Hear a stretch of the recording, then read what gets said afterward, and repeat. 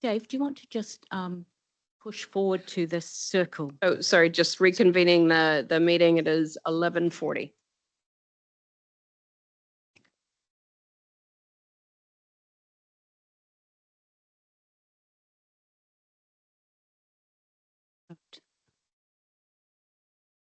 Through you, Chair, shall I start? Yeah? Yes. Thank you. Welcome back, everyone. This is a really interesting position to be in, to actually have to present another view, because by and large, I think the intent of both options 2 and 3 is the same. It's both about a unified perspective of what the region needs. It's about speaking with one voice. It's about alignment, collaboration, and prioritization, and more importantly, about delivery in the end. So this model is the one that has come through very strongly from our stakeholder engagement, and that includes business leaders, community leaders, not-for-profit sector, education, and others that we have spoken with. And this is really about using and enabling those entities who really understand their communities, who really understand how their communities function and how they roll up into the region.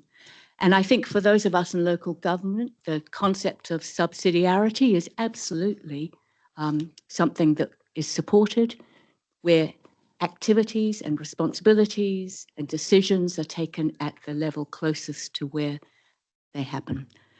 So this model is, by and large, pretty much trying to achieve the same outcomes as the CCO model we discussed previously. The difference is it has removed that layer of a CCO.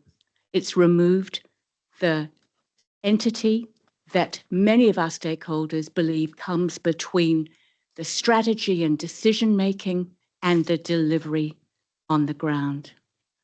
So again, as we mentioned at the beginning, this is really about developing a regional leadership partnership that aligns with the government's regional deals framework.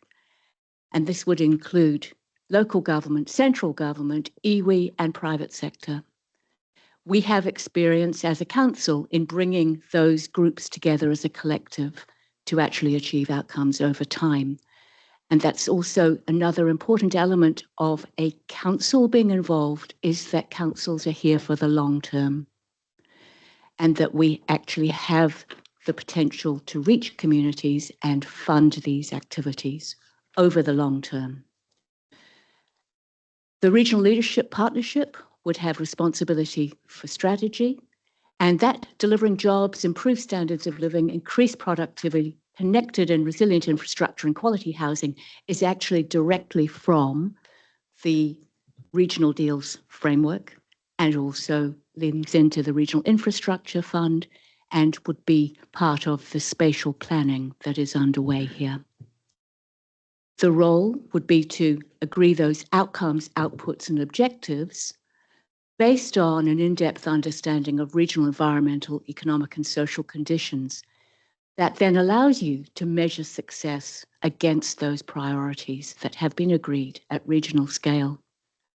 And then that regional delivery, or the regional leadership, would be convening, coordinating, partnering, and developing those plans, which would then drop into that delivery of data and analytics, the infrastructure planning, and the advocacy. So the doing at regional scale, and then the sub-regional delivery. And this is where we have all of the various entities doing their bit, knowing their communities, knowing their sectors, knowing what has to be achieved to actually develop business in our communities, because that's where living standards are improved, isn't it? We change a system from within and at that level in communities. And that would enable us to catalyse economic placemaking and work across multiple parts of our region and multiple sectors. The investment attraction and business liaison would be at that scale. And there would be the connection to local communities, to regional jobs, to housing and opportunities in their communities, but also being able to link into the region to scale up and understand opportunities across. And then there is a lot of, what would we say, support from our stakeholders to look at community wealth building more closely and to work with our anchor institutions and come together with shared strategies on, for example, social procurement or training and skills development. So that's, in a nutshell, how the option 3 is envisaged. It would have alignment, it would have leadership, and it would have mandate. So if you want to pause there and perhaps put questions to me and just pull it apart and see what you need to understand.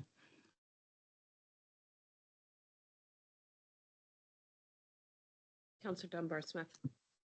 Yeah, Karen. Thank you for that. Just a couple of questions. So you've noted here that SODA is now reconvening the Waikato Economic Development Forum. Yes. So the agencies are beginning to cluster together. Yes. And that this body would support cross-organisational collaboration. In the assessment of options, it talks about requiring additional WRC resource for regional development, regional delivery. So is this effectively staff internally to regional council who would help do that cross-organisational function? It would have to be some resource, and particularly for data and analytics to provide that understanding of our region. Is there an external part to that, or is it largely internal staff? At this stage, envisaged largely internal, Right. but we have to do that business case. But at this stage, all of the activity and knowledge and skills and relationships, or much of it, is held already.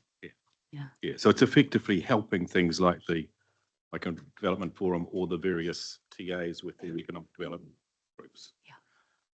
And what about the front for overseas investors? How would that be seen? Again, those discussions need to be continued, but a digital front door, a website that brings them in, invites them in, and then there's a coordinating role, because it might not necessarily be the regional council, it might be a business group hosting, demonstrating all the great things this region has. It might be another council, it might be the future-proof region. But it would be a clearinghouse for the best place for those external investors or government to be hosted.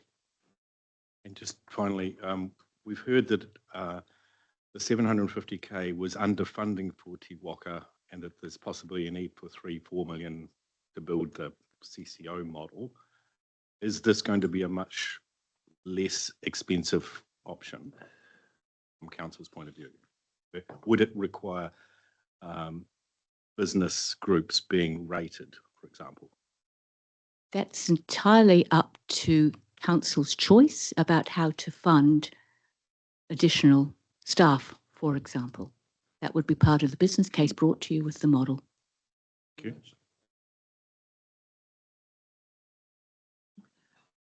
I've got Councillor Marr, then Councillor Nicol. Councillor Marr. Thanks, Madam Chair.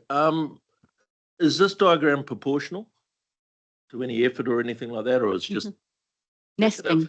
It's nesting to show alignment and support. Okay, cool. Second question, Karen, you've been in this space for a long time now, working through all these things. Which option would you choose? That really is an unfiltered question. I have presented to you, Councillor Marr, what your stakeholders have suggested. You've got 2 options that have come through from your stakeholders. Thank you. And what worries me about this is there's very little structure and detail in behind it as it sits now, and I understand you're presenting us with an option.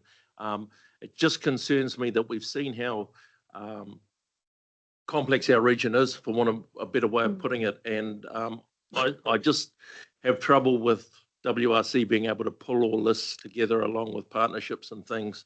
You know, we struggle with JMAs and some iwi relationships and just being able to get everybody together, and not being critical of iwi in any way, shape or form, but just to me, this is a lot of hui and not a lot of dui from what I can see as it sits here now. I'll leave it there. Thank you. You raise a good point there, Councillor Smith, that we could ask our chief executive One of that the roles, question. one of the roles of the chief executive is to give us advice. Whether we take it or not is another issue. But whether Karen wants to duck, that's fine. But the chief executive could be asked that question. Thank you. An hour later. Would you like me to answer the question? Yes, we would. So the way I see it is that both structures rely on bringing a partnership approach to the top, which will be the oversight and will hold strategy for what wants to be achieved. It's where the delivery occurs. You know, some aspects in option 3, the suggestion is it could be held within council, because we kind of do some of that anyway.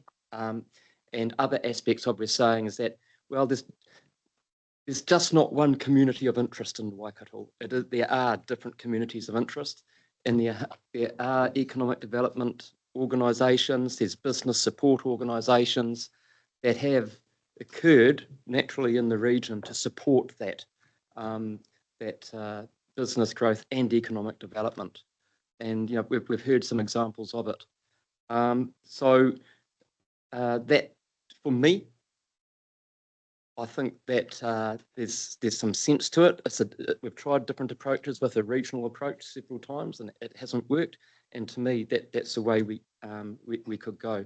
The other aspect that's on my mind, and what I'd be wanting you to think about is, in the absence of business cases, it kind of makes it difficult. And if there is going to be a rating on the business community, we have a lot of small to medium enterprise businesses in the region. There's some bigger ones as well. There's probably about, from my best understanding, about 12,000 rating units for businesses. So whatever it is that would be asked to contribute towards it, if we use a business rating approach, that could be significant, given a lot of those businesses are also rated by their own sectors. And yes, I think it is. Yes. And so I didn't have that in my mind as a business rating unit in my mind. So I guess that you'll be asked to take a punt on what the business case would come back and say, what the economic contribution would be from private investment, central government investment, and therefore what would be required from us. Then of course it's, as Karen has said, you've got different tools you can use to try and bring that in. But one of the things I think I heard earlier was around businesses potentially being one of the options to be rated. So I'm in mind that we have if we look going forward, I'm not feeling a lot of pressure to put rates up. It's one of the things that we're going to have to think about if we're going to develop something in this area. We would be probably reliant on a business case for option 2, bringing back a substantial funding from other sources, unless you wanted to do rates or use other sources, other tools at your disposal for how you'd fund it. I think that my discussions with Karen, if you have a look at how do we facilitate a partnership forum, which is similar, I think, to the development forum we saw in the other one, and how we would facilitate some of the regional delivery. My gut would tell me it's a lower overall cost, but we are reliant on the other organisations in the region delivering, and we've got to hit that's a trust model, and that they would step up if they needed to do more. So I don't know if I've answered your question, but there's some stuff to take into account that I'd be suggesting.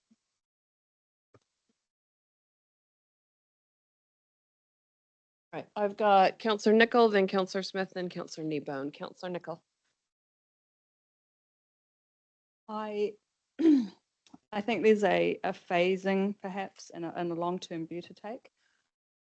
in the near term for this annual plan, I am leaning towards option 3 initially, because the running around that Te Waka did to try and get local government views and others, I wanna not have another entity, and then creating another entity when you've always got people in your ear saying we've got so many entities and so forth, and there comes a competitiveness with creating a new entity again, rather than taking this approach of bringing our ED teams together more, supporting them to be the best they can be, sorting local government view out first, to then, because whatever entity or other work needs doing after, that's the core requirement first.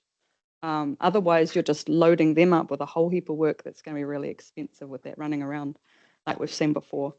So option 3 initially. However, if there is something that with that support can't be done well within councils, and we've heard with option 2 that there are things, then by exception, if we could look at whether we need a CCO, whether there's an existing agency that can deliver that, whether there is something that's just a small piece of work that can be delivered over a fixed term, for example, I'd be keen to do that in that way. And that's largely coming because I mentioned before the cost effectiveness is what I'm keeping in mind as well. And so in the short term, the cost effectiveness is the good investment to sort local government and those it engages with out. And then long term, I'd be really surprised if we didn't have perhaps a regional economic development agency like other regions, but in the short term, let's make the path there easier. That's where I'm leaning at the moment. Councillor Smith. Thank you. Excuse me. We were elected to be leaders. It's time we were leaders. We've heard so much. We've got so much in this document. We've had workshops. We've seen and discussed and had presentations from Te Waka. I think we know the landscape. And if we don't, we haven't been listening, I think. So it's time to be courageous, it's time to be leaders. And so what do we want? I don't want to see political interference in economic development. It needs to be supported by this council and other councils, the business community and the likes. We all understand that.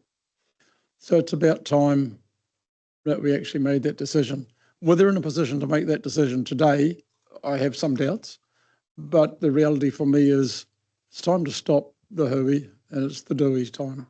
So I'm certainly, in my questioning at the last workshop was about should we be a shop front and facilitate the movement to the right people, etc. There is still that underlying issue with central government, and I keep going back to the future-proof because those 3 councils were where the expressway went through, and we can see what the economic benefit to the Waikato region and nationally with the completion of the expressway. It took a number of years, but we got there. So I think there is a strong need for a regional entity. I think the option 3 could take too long to get going, and really the buy-in. And I know I've had some discussions with many of you around the table over the last few days. I do worry about the cost of a business case, but it's time to put up or shut up. I think we either get out of the space and leave it to others, or we take the courageous move and move forward. So I was inclined for option 3. I'm leaning more to option 2, but I'd certainly like to hear from others. But I just want to stop and say it's time to move on. If we're going to do something, let's do it and stop talking about it. Thank you. Councillor Kneebone. I've agreed with a lot of things being said today. One is that whole concept of a long-term thing and the period of time of 30 years has been talked about. Just thinking aloud a wee bit, the concept, for example, of a contribution from businesses by way of a membership of a agency, whatever it's called, club top thing. Is it really realistic to get that in place? Given all the work that needs to be done, because we're October, November, half of December's gone, all of January's gone, then you're into February. Look, I'll be honest, I don't feel comfortable to make a decision today. I think there's merit in both models, but I think I probably understand more about option 2 than I do about option 3, just because of they're a little bit different. There might be a bit of both in there. I don't know, but I'm just thinking. I'm not ready to make a decision today. I'm on the same page as Noel there. If we go away and come back in a month's time, and for argument's sake we are, a pretty tight time frame when you think of all the bits and pieces that go in for option 2 to work. I'm not saying we don't give direction. I'm talking about whether we take it a little bit longer. I don't know. I'm chucking it out there for thinking about, because in the concept of the life of this entity, organisation, whatever you want to call it, we're talking about, try and get something organised by February, I don't think is realistic. If we don't want to go down the same track we went to go until. If I could just, I'm going to throw to Karen this time. If I could just ask a comment. If councils were of mind to delay, I think there's real risk that through this annual, we won't be in a position to have everything together for a consultation with the community in the annual plan. That could be tested, but there's a risk. If that were to occur, I'm just trying to seek your thoughts on what the impact of that might be, because the longer the length of time that the Waikato region goes on without a coordinated economic development approach, there's a void. If that were to occur, is there a way that void could be filled to assist whilst things take longer to work out?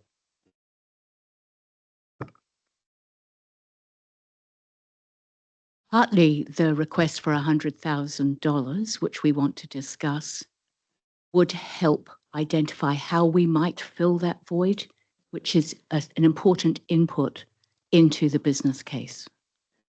It would, I envisage, require the Regional Council still to offer support and coordination to all of the existing entities out there.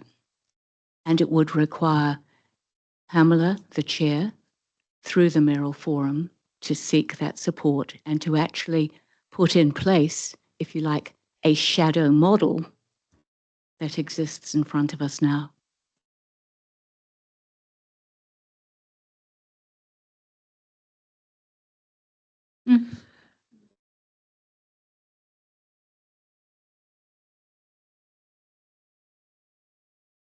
All right, I've got Councillor Hughes and then Councillor Dunbar Smith. Councillor Hughes.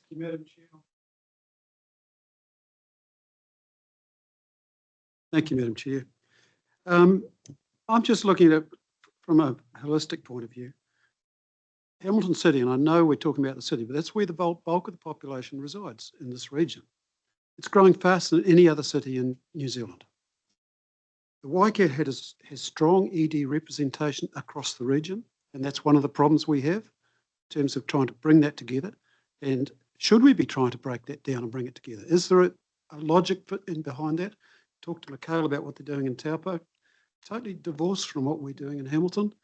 The Hamilton City Council have got their own group there doing this economic development work. I don't know what their budget is, but my guess it's probably costing them $500,000 a year.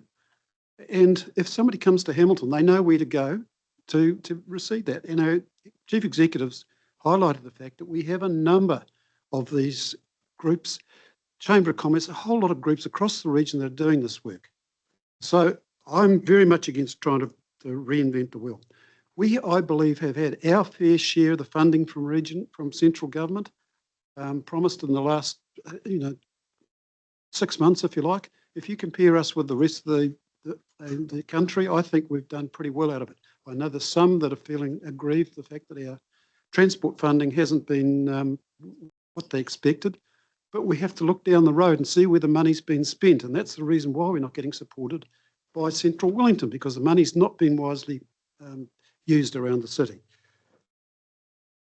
So option 3 appears to the best to me on a limited basis, to act as a shop front to catch up those people that are not being met by the other EDs at the moment. I do agree that we need a coordinated approach to Wellington, and I think we have got organisations currently capturing that data from around the region, and for better or for worse, it seems to be getting to Wellington. I think we can do better on that front, but that would be one major key, to have a coordinated central point to focus it. So whatever gives us that deliverable, I will support. I think that to me is the area that's currently missing. The rest of it appears to be working. Otherwise, we wouldn't be having the growth that we were experiencing. Just if I could get some clarification from you, Karen. How many councils, district councils and the city council, how many have in-house economic development staff? All except Matamata Piako have some presence, have some ED presence. Otorohanga has its Otorohanga Development Board, but they're very closely aligned to the council staff. And as we've talked about, Taupo has Amplify down there. Right. And isn't there some partnership between Hauraki District Council and Thames Coromandel District Council around?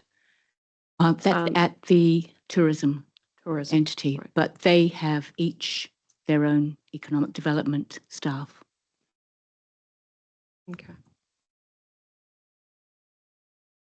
Do we have, sorry, just another question. Do we have any sense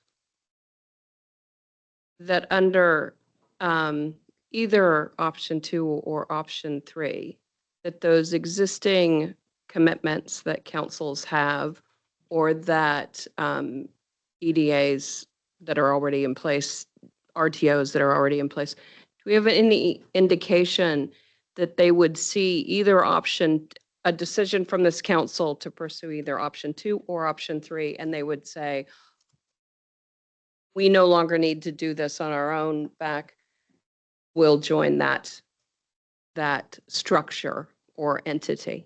Have we had any indication? That's why this is presented, because the view from the councils and from a number of the business support entities is we want to be coordinated. We want to know there is someone advocating for the region, but we're closest to our communities. We want to continue doing this.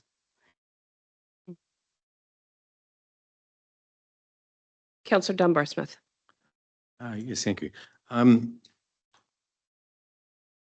My concern today is similar to Stu's, that it's difficult to make a decision when we've heard from the CCO model that it probably needs $3 to $4 million, and it needs possibly up to $200,000 extra to develop a business case before we can actually get to work it out. Because if we're needing to raise $3 or $4 million, that has an impact on rates, and council are going out for long-term plan, for consultation for everyone. And I don't see how the timeframe can meet that to develop the business case in a timeframe that can get us out for consultation to actually decide how we raise an extra $3 or $4 million. So I guess then I'm sitting closer with Jennifer, is that as an interim step, we should actually look at option 3, so there's some form of coordination happening across the region. And that it's internal at this stage, and that possibly the CCO model comes back to us at the next LTP or the next annual plan cycle after that. Because by then we will have developed a network with the agencies. I'm also mindful of the fact that when Regional Council has been involved with this in the past, we've had pushback from the TAs saying we do our own economic development. We don't want you overlaying that. Mm-hmm. We want you to help coordinate it, so that that's an interim model that could move forward. Yeah, I'm still not sure about what the $100,000 is for, but we can come to that later. But that's, yeah.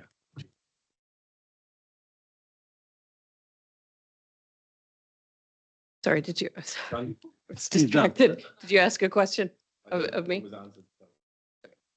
Good. All right. Counselor Strange.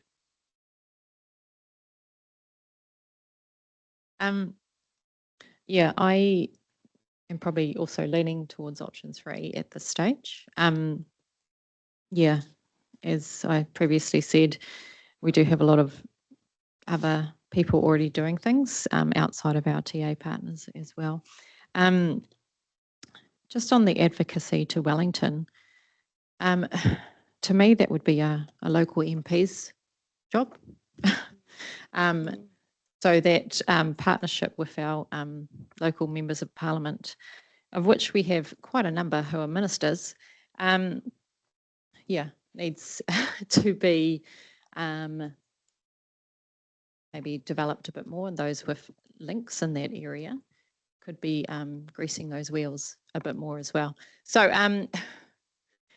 yeah, I would say 3 as Councillor Nicholl said, that staging towards seeing what could happen without leaving a void, as our Chief Executive has said. So yeah, my feelings at this stage is 3. Yeah, and a lot more conversations would need to happen as well. So yeah.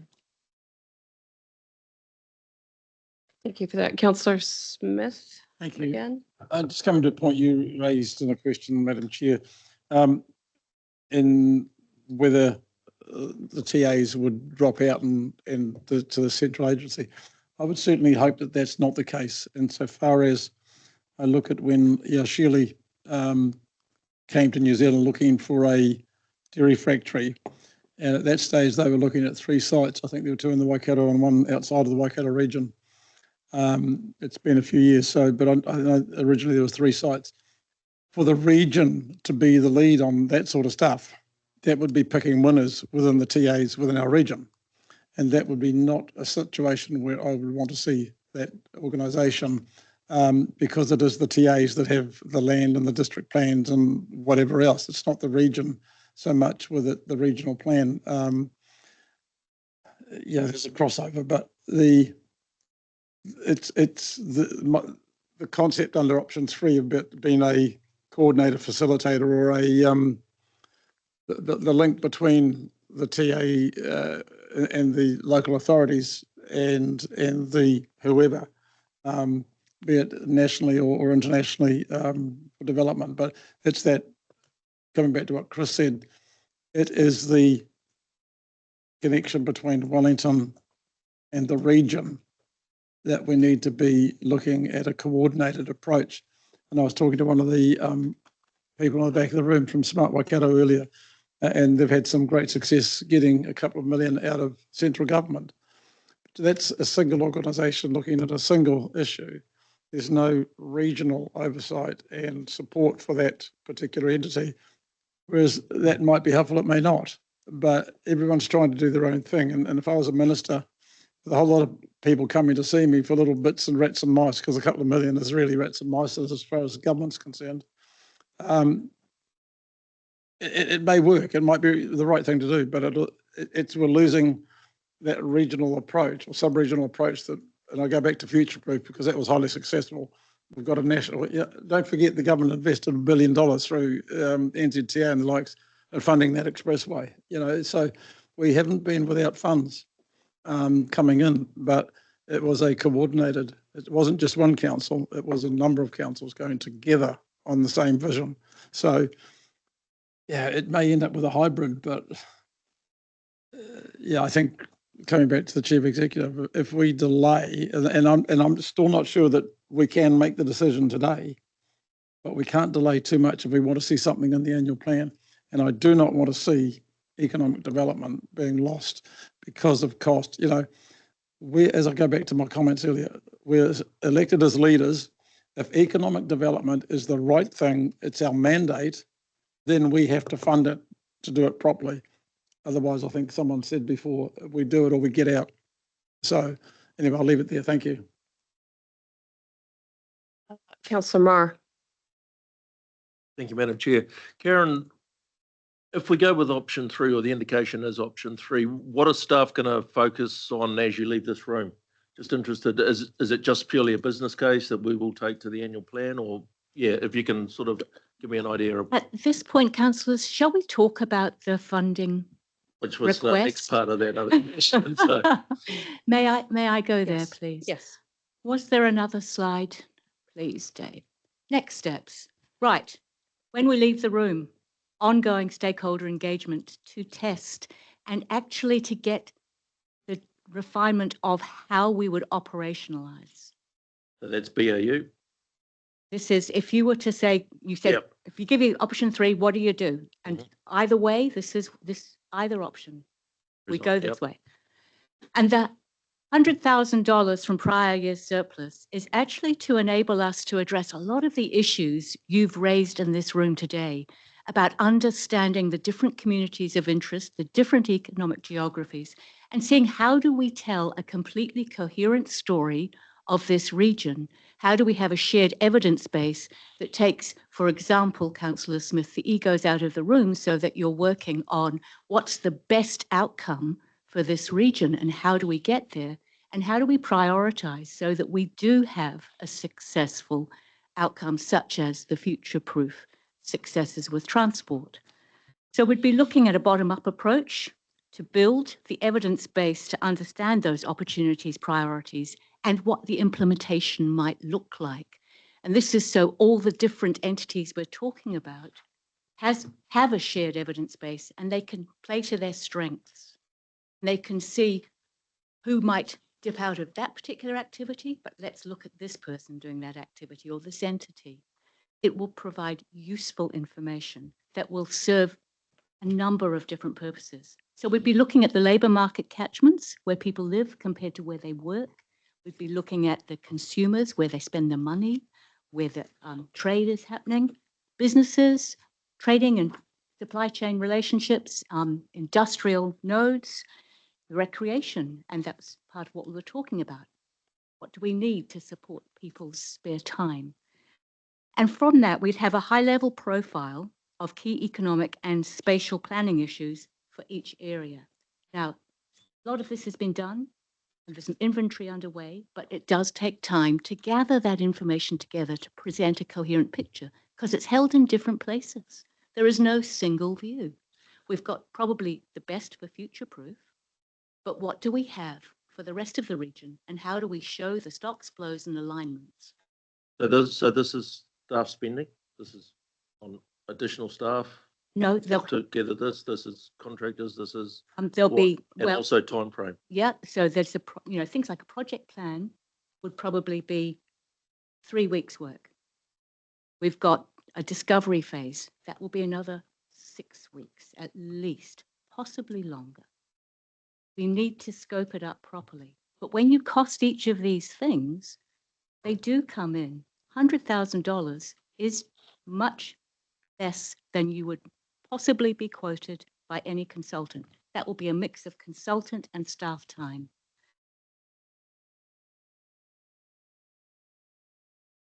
And finally, Yeah, once we please. have- Yeah. yeah, you're wanting detail.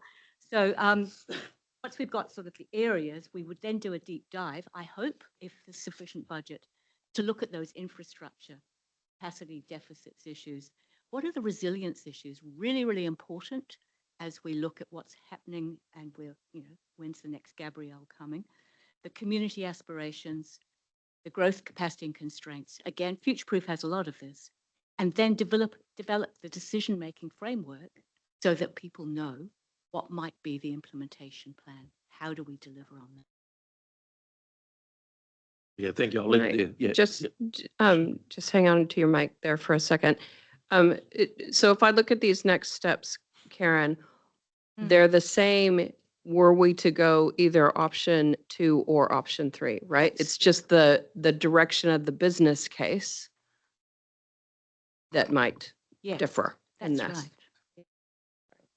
Sorry, Karen, can you just clarify when a business case would be expected to be in front of councillors in this scenario? And would it likely be the same for both option 2 and option 3? I anticipate they would be different from the perspective that we would be looking at using existing. So the existing ecosystem is there. That's not going to cost regional council. But developing a new entity will cost regional council. Can I just get a feel, Councillor Marr? By all means. If you're leaning towards 2 or are you leaning towards 3? I'm on the fence You're right on in the middle. On the fence, on the fence. Noel's fence, the barbed wire. Righto. All right, I've got Councillor Mahuta, Councillor Downard. Trying to think of who's already spoken because I do want to get people who have not spoken yet. So I've got Councillor Mahuta, Councillor Downard, and then I've got, and then we'll go on from there. Sorry, Councillor Mahuta online. Kia ora and thank you, councillors. If I go silent, it's the 3-year-old behind me. I've just got to manage him. Couple of things. Thank you, one, for the opportunity to consider all 3 options. To you and your team, Karen, appreciate that. My question isn't so much of staff, it's of council. Where do we want to be at annual plan and for setting council up for next triennium? Because then we can commit the funding to make this happen. Yeah? So do we want to fund as much as we've got left, or do we want to fund something that will happen in this triennium for next triennium? Because at the moment, we are the term that killed off economic development. That's our current soundbite. I know that's not who we want to be, but unless we determine that by annual plan we want to be considering this, and we'll pay whatever it is to get to that so that we can execute something for next triennium, I think all 3 options, we're just playing around. We're not really investing in something that's going to go forward. Tāku nei, if it's not in next year's annual plan as a target that we're putting out to our people saying this is what we want to do for the go forward, it gives it a mandate into the next council triennium. Otherwise, we're just really preparing an option for the incumbent council. That's where I'm at, Pamela, because as Karen said, it's as fast as the money we put into it. A lot of this information exists. So I'm just asking my fellow councillors, how much are we willing to do for this? So that at least the council after us has something to pick up and run with. Otherwise, we leave them with the same question. So the level of investment, I'm happy that we do something, but that it take place in this triennium. Otherwise, I'm really investing in the next council. And if it's that, well, I'll let them to think about it. The question I have for you, Karen, principally though, is which one of these approaches can we take Dallison and with us on? Because if they do have a community of support, we don't want to lose that. So that's my question to Karen. But my more important question is to us is where do we want to be? And how do we want to be considered? What was our approach to economic development as a council? Because anyone can prepare a report for us. We still might not choose any of them. Then we are the council that killed economic development. Kia ora, Madam Chair. Ngā mihi. Just a point of clarification I would like to make. I don't believe that we are a council that killed off economic development. This council was positioned and had agreed to continue to support the Economic Development Agency that was in place. That Okay, but it hasn't EDA made a happened in our choice. term. It hasn't happened in our term. It hasn't happened in our term. So that's how we'll be remembered, Pamela. That's all I'm saying. I agree with you, but the optics aren't on our side. So again, where do we want to be by annual plan? Where do we want to be in the first year of the next triennium? Those are my questions to council, not to staff. Thank you. Do you want to make a comment, Karen, or are you good? Well, did you want to answer the council thing, or shall I respond to Councillor Mahuta? She asked about relationships. May I respond? Yes, yes. Councillor Mahuta, thank you for that question.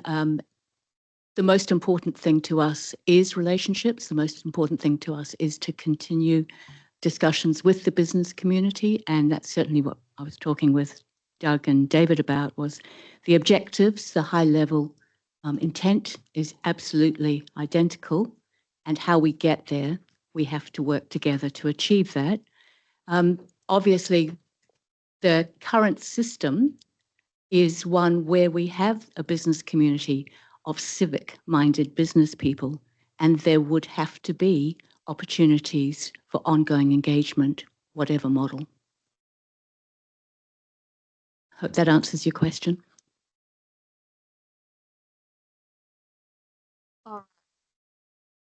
Got a whole lot of people who want a second go. Um, we do need to make progress on this, counselors. Just, I know that Counselor Smith has stated his preference for option 2. I have not heard that from anyone else, just canvassing. If there is anyone that is specifically in favor of option 2.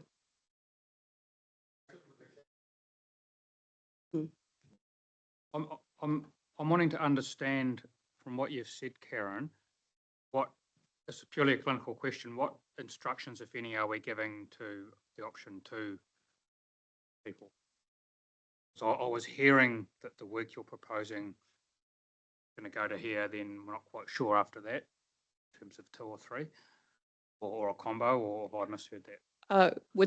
If I understand, with the next steps that are on this, the presentation, all of those steps would continue regardless. It is the last bit where the direction lies. So it's, Yes, so hence we're the either question, directing staff to prepare for the annual plan in alignment with option 3, or directing them to prepare for the annual plan in alignment with option 2. But I thought I was hearing, I've heard quite a bit of commentary around, I don't know if the word transitional was the one I heard, but phasing Oh, with the opportunity to. that was councillor's words.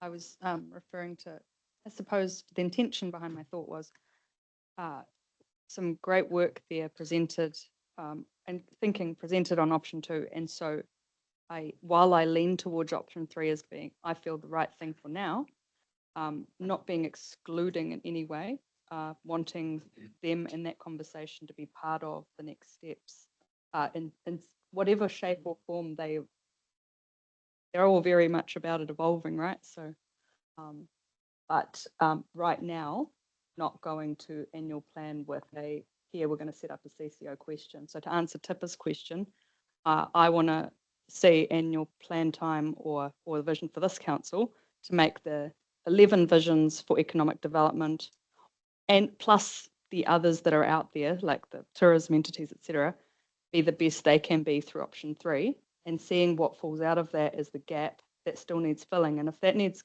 filling by a CCO or whatever else, then there's still the option there to make those. It's just in the short term.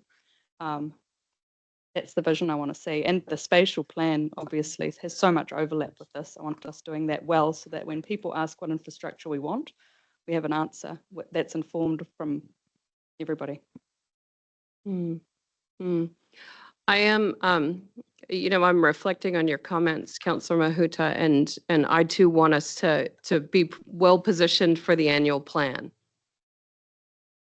And I am hearing from staff and from our chief executive that clear direction is needed today in order to make that timing.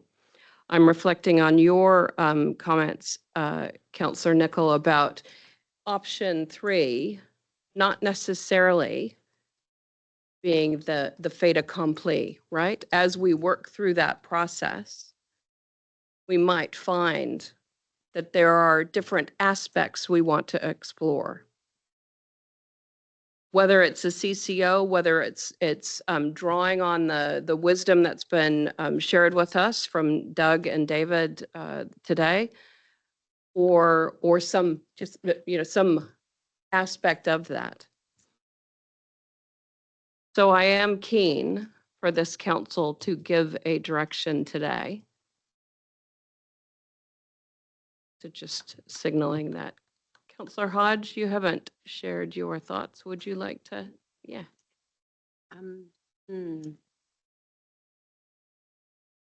I think if I looked at what the guys have put out, they've actually got an infrastructure that's almost ready to go in easier time.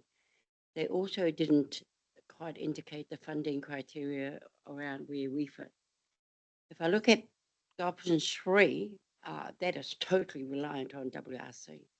And, I think one of the biggest arguments we had around Te Waka was the cost it was going to cost us and the amount of work they gave back to us. you know, unfortunately, I don't know where part 3 is going to fit into all of that. I haven't got a choice at the moment. I wasn't impressed totally what we do because I didn't see the big part of the rule in it. But I don't see anything in option 3 at all, other than the fact it's going to cost WRC a lot more money than we can afford. So I don't know, Pamela. So can I just clarify that a business case for Needs to be. for option 2 is the same as the business case for option 3? No, No. So can we, I just want to make sure we clarify that for Councillor Hodge. yeah. It's My- not. So I don't quite understand your perspective that it'll cost WRC a whole lot more when Well, it's it still, says here. the activity is coming from the existing entities around the region. But we do have to provide support and convening to bring people together to deliver on outcomes. Yeah, I thought I saw it somewhere where it had in the bottom of in the board pack where the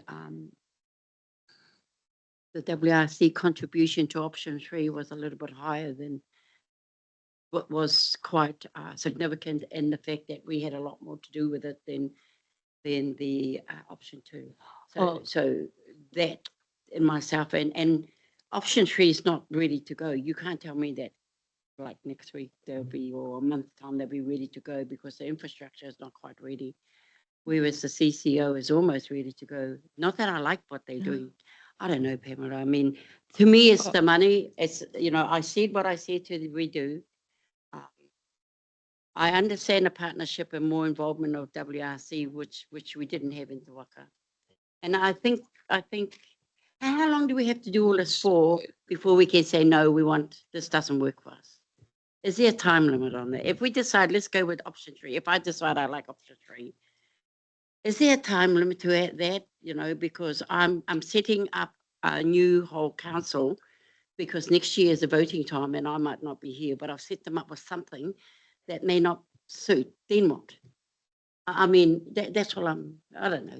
So, I'm really lost amongst but what's the best way to do. just to be clear, the CCO structure is not finalized or well-developed No, is this one? an at this option? point. Agreed. Both of those options Mm. require a business case Yes.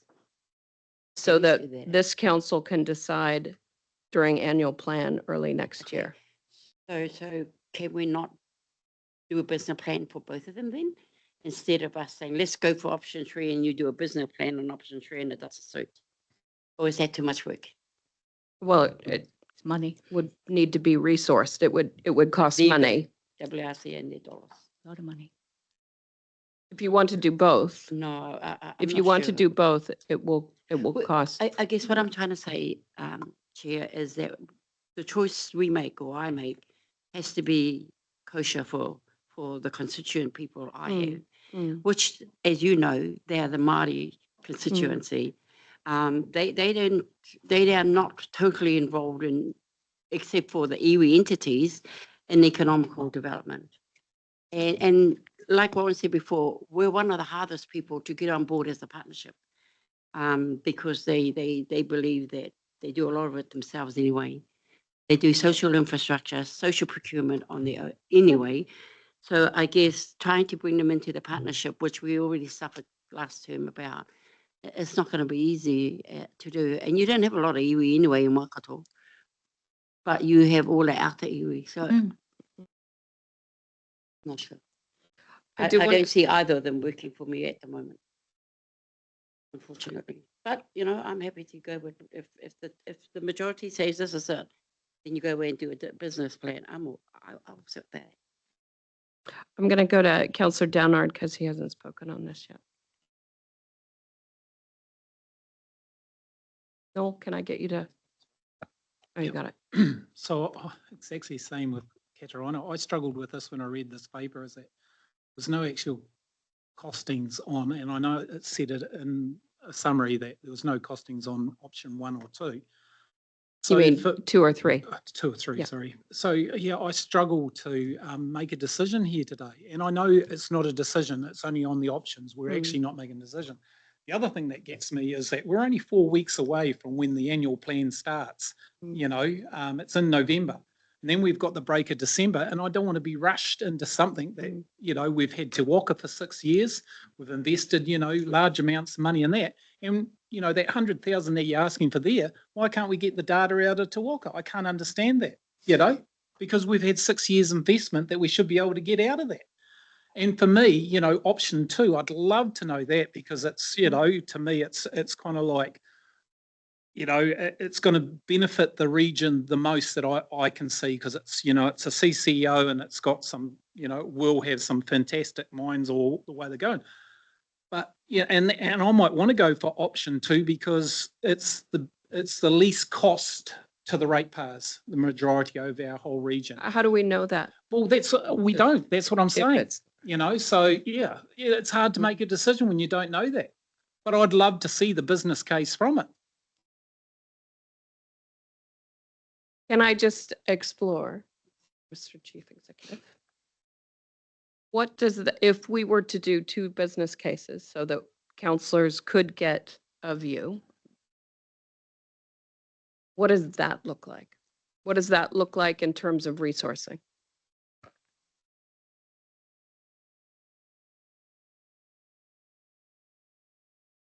We need the costings.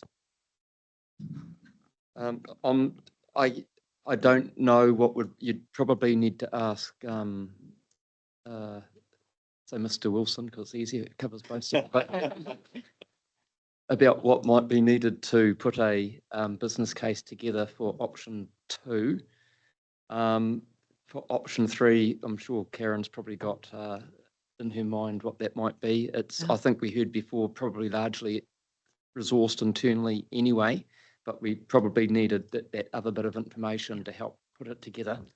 Correct. Is that correct? Yes, that's correct.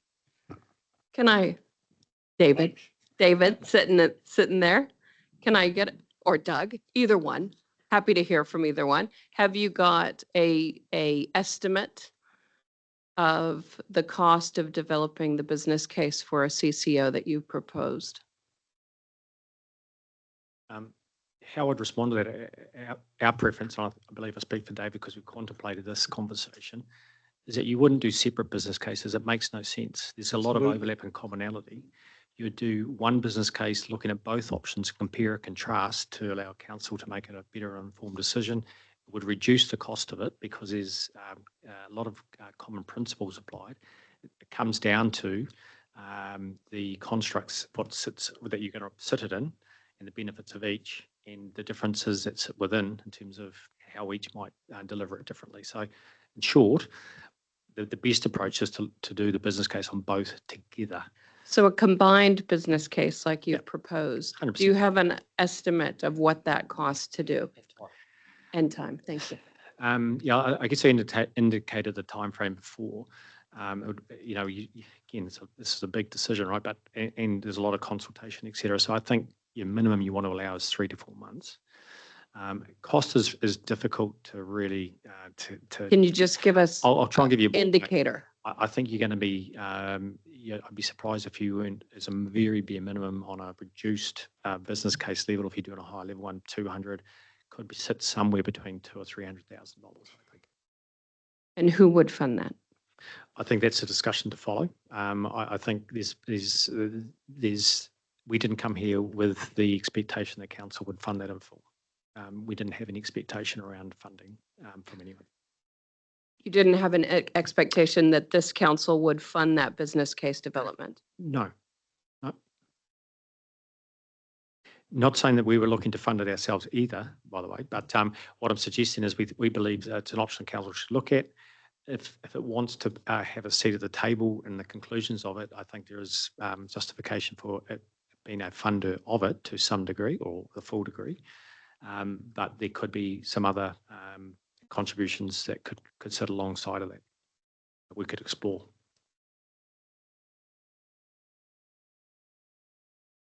I was just thinking we would probably also have to follow council procurement processes to go out to market to find someone to do that work. There is a provision in the Act to overcome that. Yeah. But it would have to be met. Just noting, we haven't heard from Councillor Cookson on this matter. Do you want to weigh in?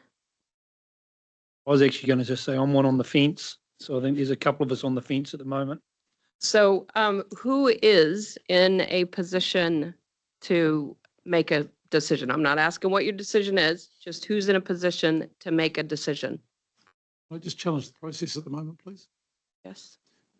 My way of thinking is if we're going to go out in the annual plan with a proposition, we've got to look at what the options were, and we just can't stop one or either of the business cases right now because we haven't got enough information to have dismissed one over the other.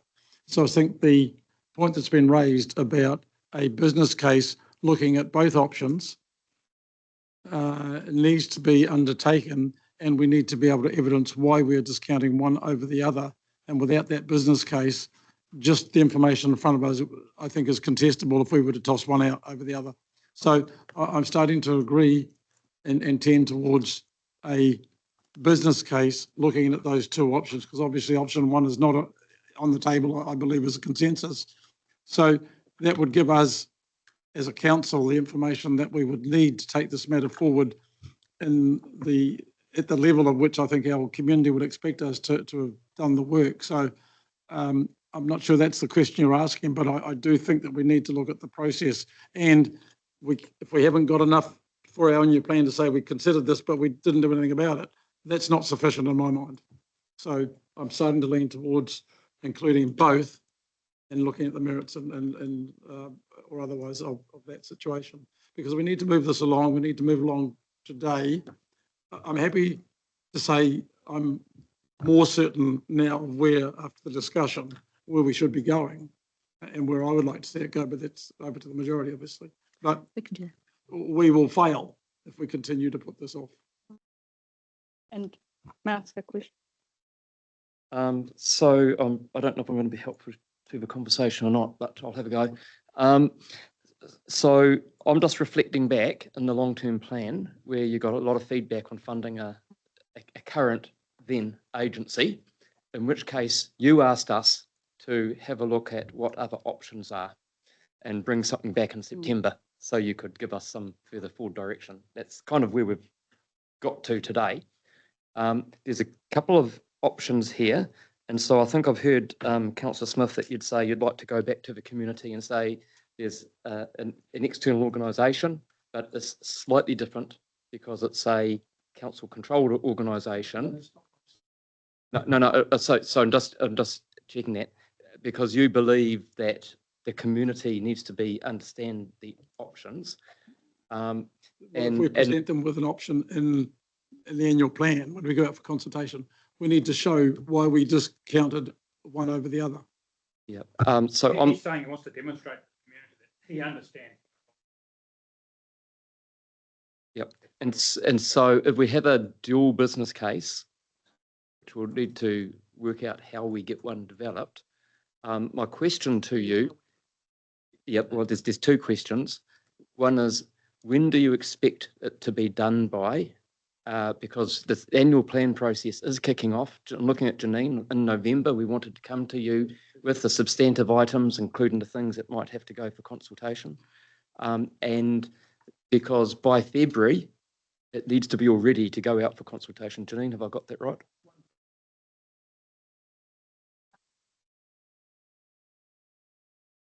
Thank you, through the chair. So the annual plan process from a staff perspective is already underway. The executive meet early November. We will bring that to you in terms of an early heads up workshop in December. You will meet in February for some decisions. That February timing is important because we have some consultation that we need to undertake anyway. So some of these decisions may trigger requirements such as an amendment, an LTP amendment, which has audit requirements and things like that, that we just need to be cognizant of in our timeframes. Thanks, Janine. And the second part is the funding, that we'd have to determine what part of any we are going to do and how that will get resourced. And just in regards to that funding question, does that funding have to come back as a decision of council? Because I'm just thinking about the timing here, aligning with the annual plan process. Through you, Chair, would the annual plan decision be to actually have a discussion about the allocation of funding to do the business case so that those decisions can then be put forward to the LTP? And we would have to keep working as a community together to ensure that regional economic development continues. Councillor Nicol, My have you question, got a way forward here? my question was just whether we can give some direction today. And there is, I believe, from the other paper, ELT meeting on annual plan workshopping in early November. So is there an opportunity to give more feedback in October that is clearer than the one now? Or do we have to do it all now in order to? To me, in the timing, it looks like there's one more council meeting that we could refine further before the workshop with the LT. But ultimately, I haven't heard a lot said against option 3, and so I'm in a mind to consider moving it at some point to just get us to make a decision here. Because if we don't make a decision, we will be going with status quo of option 1, which is basically a get out of economic development. Because it won't be working with the timing, as Tipper mentioned. Oh, and Tipper's got a hand up. And I do, sorry, I just, Janine is sort of, has kind of formulated perhaps a way forward-ish. Just want her to speak to that. Thank you, Madam Chair. So if council is supportive of the concept of preparing a business case, then you have the ability today to make a decision to set aside some funding for that purpose. So much as there's been a recommendation from staff seeking 100,000 in relation to the activities on the board, you could pass a recommendation today to make a contribution to the preparation of that business plan, business case. I think some of the considerations is the 3 to 4 month timeframe to develop that business case across both options sufficient for that to be considered through this annual plan, or are you looking at a slightly longer timeframe in terms of the next annual plan to ensure that you've actually got the evidence that you need? That will then call into question what you're doing in the medium term. But certainly to progress it, to make sure that activities still happening, council could pass a resolution today to make funding available for that purpose. I move the motion, Madam Chair. Were you finished, Jen? Good? Okay. And Madam Chair, I'd like to move a motion. The words can be refined, but that this council approves funding of $100,000 towards a business case looking at both options 2 and 3, and that the business case be brought back by 1 February 2025 for council to include in its potentially include in its annual plan for the following year. Is that funding sufficient to do the combined business case? No. I'm looking for others to contribute. That's council's. If there's a majority who want to increase that 100,000, but I think we need to get going on this. Thank you. I'd ask for a seconder. So wait a minute. We know that the 100,000 is not sufficient to produce the business case that we're asking for. So how is that a concrete way forward then? I think give somebody the opportunity to up their number, but no one has a different number in the room, right? Is that what you're saying, Noel? Sorry, I've had my hand up for a while. Can I participate now? Yes. Yeah. I'll notionally second the resolution, so we're discussing a way forward. Otherwise, we're just discussing options, to your point, Noel. and it might be about the number, but my questions are probably to those of us who have done a round or two and to the staff. So 6 years ago, we asked exactly the question you're asking now, and we came up with a Te Waka solution. I want to know what's different 6 years later. I agree. Because the rationale was the same. We needed a regional voice to speak into economic development. I still think we're at that point. And so when we go back to the community and go, look, we tried that way, it didn't work. We're trying a new way. What does the new way actually look like? Because it sounds all the same to me. Our issues were lack of regional KPIs and actually council delegation. And neither of the models today actually closed off those things in my mind. But again, I don't doubt there's a level of detail that I didn't hear just from not being in the room. So where I'd rather go to is that we do consolidate how we get options into the annual plan for the community, but it's got to cover off regional KPIs and how we're going to work as council, as parties together, because neither option is clear about that. CCO I get, this council version I don't get. We've had subcommittees going nowhere for a while. We thought Waikato Plan was good at the time when we were delivering things. When the national settings change now, Waikato Plan isn't so good. So again, where do we want to leave council at in their positioning with probably an economic development government, whatever form that takes in their next term? We want to give them the best chances of success possible in our region. So to your point, Noel, I'll second your res just to move this conversation into some can-dos and will-dos, because I think options, we're past that now. We're in year 2 of a 3-year term, and we're starting to leave them nothing but another option for their first annual plan. So we've got to put something out next year, whānau. Thanks, Noel, for putting something out. Kia ora. Thank you, Tipper. So, okay, so we know the 100,000 is not sufficient to do the business case. If we cannot find externals to make up the shortfall, because I don't have any feel today what this business case is this combined business case is going to cost. So I don't know how big the shortfall is. I don't know the likelihood of private sector filling that gap. If they don't fill that gap, then we are option 1. We are status quo. And we will be status quo going into the annual plan. So I want to make sure everybody understands what this motion is. Well, I'd like to move an amendment or consider an amendment. Yeah, So thank that if external funding, so option 2 has been brought forward by an external party to the council. If the $100,000 for the joint funding does not attract additional funding by option 2, for the proponents of option 2 by a certain date, then we opt for option 3. I mean, the money is either going to come forward to do it or not.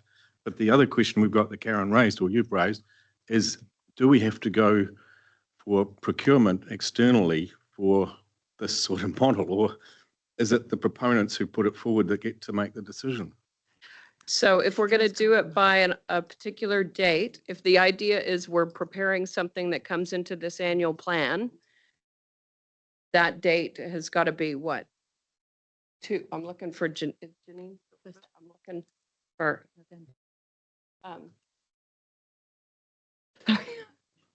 Excuse me, Robbie. You see past you there. Yep.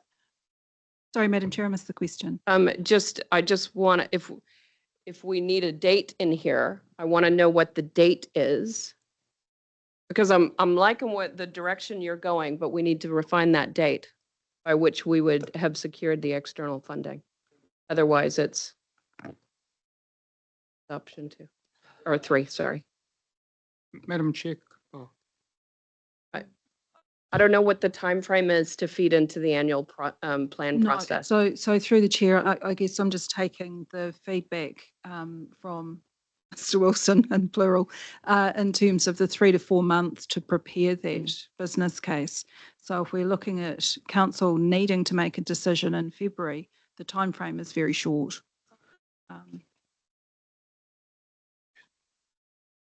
So this comes back to what I said earlier about option 3 does not exclude other things. I would prefer if we had a motion from anyone that's moved any, that said we will progress with option 3 and can explore additional funding to explore option 2. And if that comes to fruition, then that's fine. But in the meantime, we set ourselves up for success to have something in this annual plan, which is the direction Ben was going in anyway, but I'm just flipping it up the other way around. Yeah. So Are you making an amendment there, Councillor Nicol? I'm trying to, I think Noel or Ben could just have a think about if they want to change theirs rather than complicating this. Well, mine in favour of what Jennifer's suggesting. so, okay, so And Noel, would you want to change yours to something I said?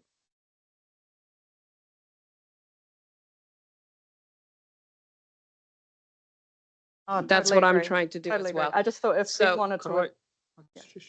So, okay, so just wanting to flesh that out because Councillor Dunbar Smith has said he's happy to Yeah. to So let's just do that. Yeah. craft this amendment. So essentially it's That saying, council chooses option 3 to progress with and explores finding external funding for to enable a to enable- joint, yeah, to enable a joint further business option case. 2. So could I suggest that's effectively saying we're going to support option 3? Now, if that's what you want to do, that's fine, because the reality is create a work will default. start tomorrow on option 3. Yeah. And if option 2 is lucky to get some external funding in the next month or two, then some work will start on that, and it's going to push it down the road a bit further. Look, I'm just being But it's always gonna be 3 or realistic 4 about what months we're anyway. doing here.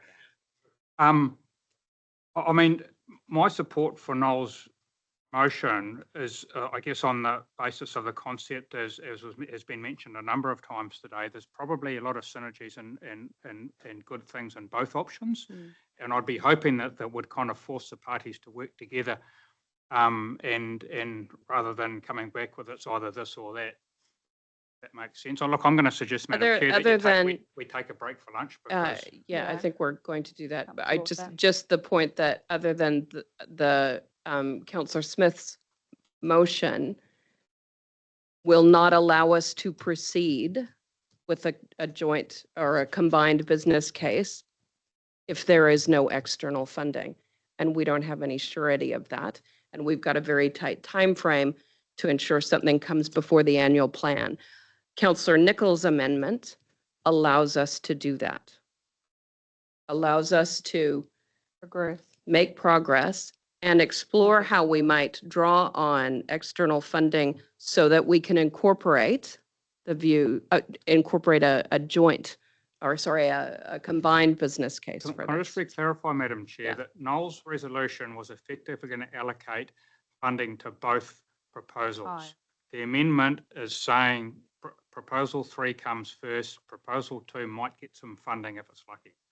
Yeah, I think you need to understand No, that. Councillor Smith's motion is for 100,000, which we've already had confirmed is not sufficient to do the joint or the combined business case.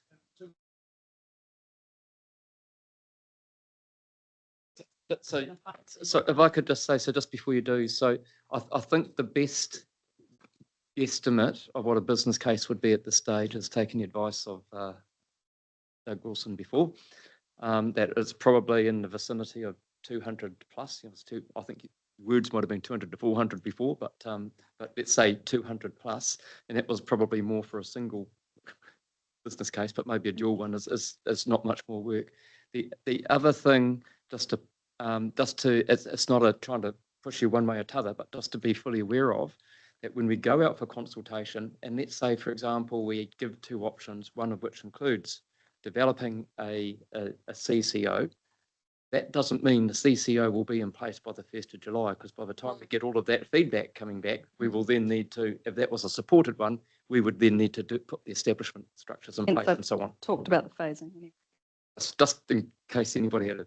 Yeah, and look, what I like about the amendment, the way it's written, Noel, is that seeking funding for option 2 means we would, obviously, if some were to become available, we would then be asked by Chris how much do you want to put towards this? It can still be 100 or 200, whatever it is, because we don't know that yet, what it's going to be.